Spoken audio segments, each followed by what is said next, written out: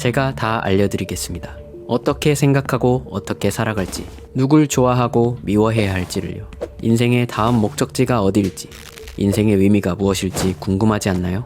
제가 정답을 다 알려드릴 테니 그저 따라가기만 하면 됩니다. 제 말만 들으시면 됩니다. 극단적 이데올로기는 모순 없는 완전한 논리체계로서 모든 것에 대해 정답을 내어줄 수 있다고 주장합니다. 그러나 실제 세계는 그렇게 단순하지 않습니다. 심지어 과학 법칙이나 이론조차 세상에 대한 완전한 설명을 보장한다고 말하지 않습니다. 그렇게 할 수 있다고 주장하는 과학은 유사과학일 뿐입니다. 사실 이데올로기의 시작은 맹목적인 믿음이나 완전함과는 거리가 멀었습니다. 프랑스 귀족이었던 트라시 백작이 막시밀리앙 로베스피에르의 공포정치하에 투옥되어 기요틴 처형을 기다리던 중 인간은 어떻게 사고하며 어떤 식으로 믿음을 형성하는가를 경험적이고 과학적인 방법으로 알아낼 수 있을 것이라는 번뜩이는 아이디어로서 이데올로기는 탄생했습니다. 이데올로기는 관찰과 추론의 과학으로서 세상에 처음 공개되었고, 이데올로기를 지지하는 사람들은 각 개인이 스스로 명료하게 사고할 수 있도록 정신적 역량을 키워내는 게 중요하다고 생각했습니다. 독재나 권위주의를 지지하는 사람들은 사람들이 무지한 상태로 남기를 바랐기에 신화나 종교 같은 기존의 전통적 질서를 무너뜨리고 이성적 사고와 관찰을 중심으로 세상을 바라보게 하는 이데올로기는 강렬한 정치적 공격 대상이 되기 일쑤였죠. 마르크스는 이와 비슷하지만 조금 다른 이유로 이데올로기를 싫어했습니다. 이데올로기는 인간의 이성적 능력을 지나치게 낙관하고 믿어주었습니다. 마르크스는 인간의 사고와 아이디어가 그 당시의 시대상과 사회적 맥락에서 필연적으로 벗어날 수 없을 것이라 생각했습니다. 그래서 우리는 대대로 대물림된 지배계급의 대본을 따라 행동하면서도 자유롭다고 믿으며 현 체제를 수호하는 기득권들의 믿음이 모두의 믿음이라는 환상에 사로잡혔죠.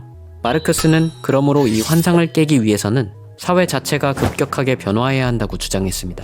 그러나 마르크스의 생각은 곧 변질되어 세상의 모든 일을 지배계급과 피지배계급 사이의 투쟁이라는 흑백의 프레임에서 바라보게 하는 교조적인 세계관이자 이데올로기가 되었습니다. 이제 이데올로기는 더 이상 개인을 자유롭게 하는 경험주의적 과학이 아니게 되었습니다.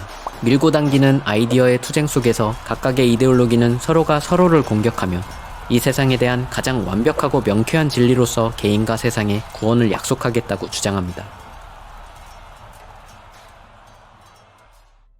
이데올로기는 불가능한 것을 약속합니다. 그런데 왜 우리의 뇌가 그 약속을 받아들이게 되는 것일까요? 그건 이데올로기가 우리 뇌가 원하는 것을 제공해 줄 수 있다고 속삭이기 때문입니다. 뇌의 가장 근본적인 역할 두 가지가 있습니다. 미래를 예측하고 외부와 소통하는 일이죠.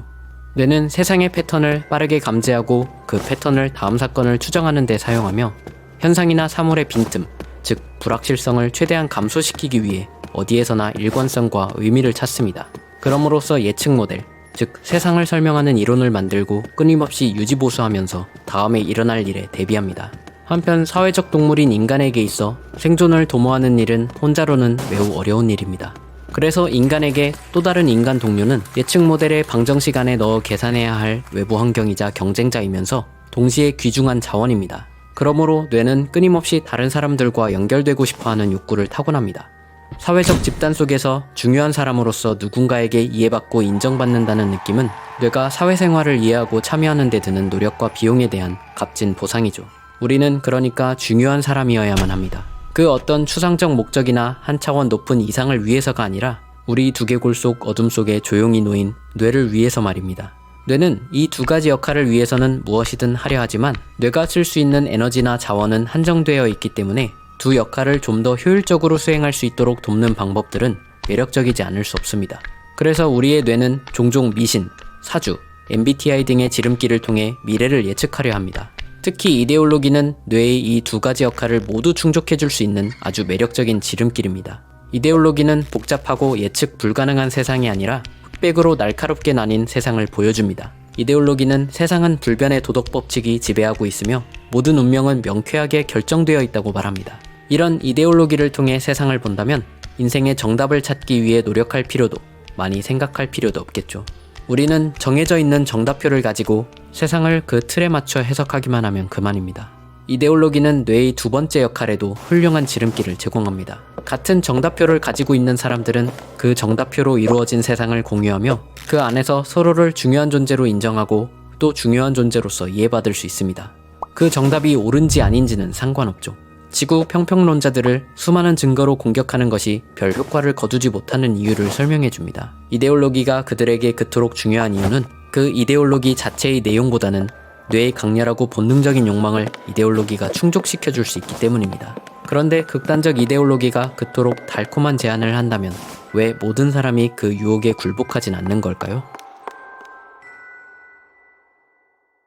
이 사각형이 무슨 색을 가진 것처럼 보이나요? 빨간색처럼 보이나요? 지금은 어떤가요? 자주색? 혹은 파란색처럼 보이나요? 심리학자 브룬즈비크는 극단적 이데올로기를 믿기 위해서는 경직된 시선으로 세상을 바라보며 내부의 모순들을 애써 눈감아 넘어가야 하므로 그것을 믿는 사람들의 사고방식이 이데올로기와 닮아있을 것이라고 추측하고 아동을 대상으로 이를 실험하기 시작했습니다. 앞서 봤던 테스트는 인지적 경직성이란 특성을 측정하기 위한 테스트였습니다. 사람들에 대한 편견이 심하고 외국인 혐오증의 전조 증상을 보이는 아이들은 앞서 보았던 지각 스펙트럼 테스트에서 사각형의 색이 서서히 변화해감에도 자신의 초기 위견을 고집스럽게 고수했습니다. 이 아이들이 지각 측면에서 보인 경직성은 거의 모든 분야의 인지적 경직성으로 이어졌습니다. 이 아이들은 다양한 풀이 방식이 필요한 수학 문제를 풀 때에도 자신이 처음 생각했던 방식을 고집스럽게 고수했으며 다른 사람의 이야기를 듣고 기억하는 과정에서는 특정 세부 사항에 이상할 정도로 집착하며 반복적으로 이야기했습니다. 설령 그 정보가 실제 이야기와 별로 상관없고 부정확한 정보였어도 말입니다. 이러한 인지적 경직성은 아이들이 가진 세계관으로도 이어졌습니다. 이 아이들은 집단과 범주 간에 겹치는 영역이 거의 존재하지 않는 명확하고 고정된 분류를 선호했으며 부모와 아이, 선생님과 학생 등의 인간관계는 엄격하게 구분되는 상하 복종 관계로 인식했습니다. 따라서 변화를 허용하지 않을 뿐 아니라 변화를 받아들인다는 것 자체를 패배로 인식하는 등 불편한 기색을 보였죠. 연구에 따르면 인지적 경직성은 이데올로기적 믿음뿐 아니라 그에 따른 극단적 행동 가능성까지도 예측하는 지표가 될 수 있었습니다. 그런데 왜 인지적 경직성은 극단적 이데올로기로 이어질 수 있는 것일까요? 아니, 혹은 그 반대일까요? 극단적 이데올로기를 믿게 되면서 사고가 경직되는 것일까요? 이데올로기적 사고의 정점에는 신성한 가치가 존재합니다. 이 가치는 일반적 가치와 달리 목숨을 바쳐서라도 버리거나 대체할 수 없다고 여겨지는 가치입니다. 다양한 실험은 자원의 희소성과 결핍 상황에 대한 환기, 사회적으로 버림받는 것에 대한 공포, 죽음에 대한 공포의 유발만으로 미지의 영역을 모험하려는 성향은 작아지고 자신이 중요한 존재로 인정받을 수 있는 세계관과 신성한 가치들을 지키고 놓지 않으려는 인지적 경직성이 강해진다는 것을 밝혀냈죠. 버려진 기분이 드는 뇌는 온갖 일반적인 가치에도 성스러움과 의미를 부여하기 시작합니다. 자기 자신이 중요하지 않은 존재가 되는 것, 안전한 사회의 울타리 밖으로 밀려나 맹수와 자연의 위협에 덩그러니 노출되는 건 버림받은 뇌가 어떻게든 피하고 싶어하는 상황이기 때문입니다. 이런 맥락에서 안전한 둥지를 벗어나 세상 밖으로 나가고자 하는 청소년기가 이데올로기의 가장 취약한 시기가 됩니다. 모든 민족주의나 종교단체에 청소년부가 있는 이유입니다.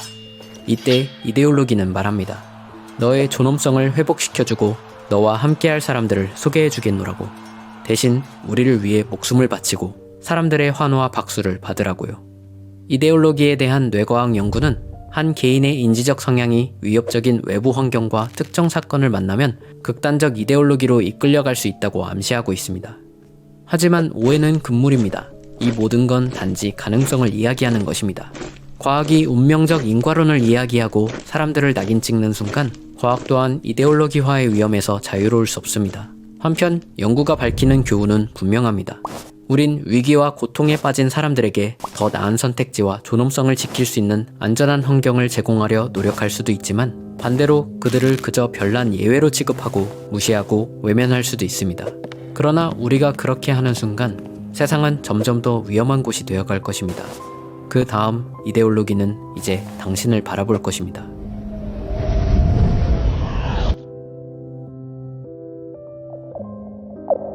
책 이데올로기 브레인은 우리 뇌 안에서 극단적인 이데올로기가 어떻게 받아들여지고 커가는지를 조명합니다. 연구에 따르면 이데올로기는 무형의 마음을 지배하고 세뇌하는 유령 같은 존재가 아니라 우리가 가장 취약한 상황에 처해 있을 때 우리의 몸에 직접적으로 영향을 끼치는 뇌에서 일어나고 있는 실체에 가까웠습니다. 여기까지 잘 따라온 여러분을 위해 마지막 실험에 여러분들을 초대하고자 합니다. 최종적인 게임이자 최후의 테스트입니다. 여러분은 한 화면 앞에 앉아 있습니다.